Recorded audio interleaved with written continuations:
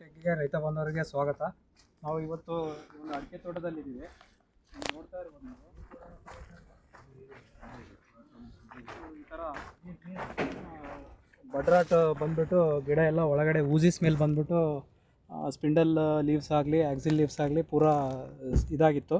ಅದನ್ನು ಕಟ್ ಮಾಡಿಬಿಟ್ಟು ನಾವೇನು ಮಾಡಿದ್ದೀವಿ ಅಂದರೆ ಅವತಾರ್ ಅಂತ ಹೇಳ್ಬಿಟ್ಟು ಮಧುರ ಅಗ್ರಿಟೆಕ್ದು ಥೈಮೆಥಾಕ್ಸಿಯಮ್ಮು ಪ್ಲಸ್ ಇದರಲ್ಲಿ ಕ್ಲೋರೋಥ್ರಿಪ್ನಲ್ಲಿ ಕಾಂಬಿನೇಷನ್ ಇರುತ್ತೆ. ಇದನ್ನು ಒಂದು 100 ಗ್ರಾಮ್ ನಾವು ಈ ಒಂದು ಅಡಿ ದೂರದಲ್ಲಿ ಸ್ವಲ್ಪ ಮಣ್ಣು ಅಗೆದ್ಬಿಟ್ಟು ಆ ಕಡೆ ಒಂದು 50 ಗ್ರಾಮು ಈ ಕಡೆ ಒಂದು 50 ಗ್ರಾಮ್ ಹಾಕಬೇಕು. ಇದ್ರ ಜೊತೆಗೆ ಹೆಕ್ಸಾಕೊನಜೋಲ್ ಅಂತ ಬರುತ್ತೆ.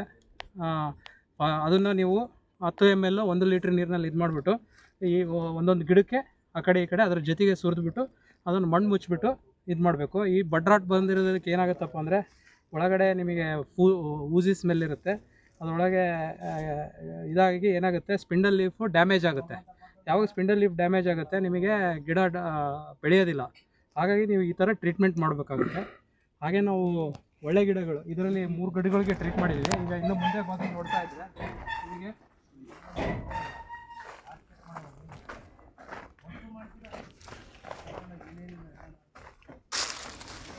ನೋಡಿ, ಇದಕ್ಕೂ ಎಫೆಕ್ಟ್ ಆಗಿದೆ.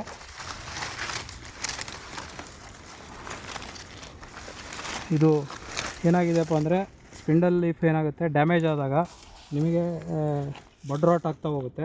ಇದರಲ್ಲಿದೇನೆಂದರೆ ಎಲ್ಲ ಗಿಡ ಸುತ್ತಲಿರ್ತಕ್ಕಂಥ ಎಲೆಗಳು ಹಳದಿ ಕಲರ್ ಆಗುತ್ತೆ. ಸೊ ಇದರಲ್ಲಿ ಎಲ್ಲ ಕಡೆಯೂ ನಾವು ಈ ಪ್ರಾಬ್ಲಮ್ ನೋಡ್ತಾ ಇದ್ದೀವಿ. ಇದಕ್ಕೆ ಸರಿಯಾದ ಟ್ರೀಟ್ಮೆಂಟ್ ನಾವು ಮಾಡೋದ್ರಲ್ಲಿದ್ದ ಅದನ್ನು ಕಂಟ್ರೋಲ್ ಮಾಡಬೇಕಾಗತ್ತೆ. ಹಾಗೆ ನಾವು ಒಂದು ಒಳ್ಳೆ ಗಿಡಕ್ಕೂ ಕೂಡ ಮಾಡಿದ್ದೀವಿ, ಮುಂದೆ ಬರ್ಬೋದು.